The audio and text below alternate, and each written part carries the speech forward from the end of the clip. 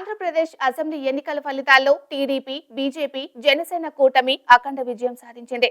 కూటమిలో 21 అసెంబ్లీ స్థానాలకు, 2 లోక్సభ స్థానాలకు పోటీ చేసిన జనసేన ప్రభంజనం సృష్టించింది. కూటమి ఏర్పాటు విజయంలో జనసేనాని పవన్ కళ్యాణ్ కీ రోల్ పోషించారు. గత ప్రభుత్వ తప్పిదాలను, జగన్ నిరంకుశ వైఖరిని ఇంటింటికి ప్రచారం చేశారు. పార్టీ ప్రారంభించిన 15 ఏళ్ల తర్వాత పవన్ కళ్యాణ్ ప్రత్యక్ష ఎన్నికల్లో విజయం సాధించారు.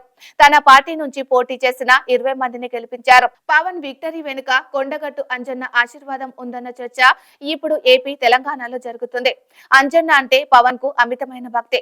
మెగా ఫ్యామిలీ మొత్తం హనుమాన్ భక్తులే. 2009 ఎన్నికల్లో పవన్ కళ్యాణ్ కొండగట్టు సమీపంలో ప్రమాదం తప్పింది. అప్పటి నుంచి పవన్ కొండగట్టు అంజన్నను ఇలువెల్పుగా ఆరాధిస్తుంటారు. ఏ కొత్త పని ప్రారంభించినా కొండగట్టు అంజన్నను దర్శనం చేసుకున్న తర్వాతే మొదలు పెడతారు. గత ఎన్నికల ప్రచారం కోసం పవన్ కళ్యాణ్ ప్రచార రథం తయారు చేయించుకున్నారు. ఈ వాహనానికి వారాహిగా నామకరణం చేశారు. ఈ వాహనానికి కూడా కొండగట్టులోనే పూజలు నిర్వహించారు. ఆ తర్వాత ఆంధ్రప్రదేశ్ లో పొత్తుల గురించి కూడా జనవరి 24న పవన్ కళ్యాణ్ కొండగట్టును ప్రస్తావించారు. ఆంజనేయ స్వామి ఆశీస్సులతో బీజేపీ కూడా తమతో కలిసిందని తెలిపారు. 2019 అసెంబ్లీ ఎన్నికల్లో 2 చోట్ల పోటీ చేసిన పవన్ కళ్యాణ్ ఒక్క చోట కూడా గెలవలేదు.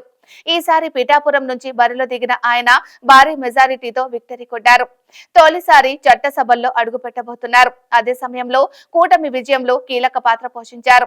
ఈ విజయానికి కొండగట్టు అంజన్న ఆశీర్వాదమే కారణమని పవన్ తో పాటు ఆయన కుటుంబ సభ్యులు కూడా భావిస్తున్నారు.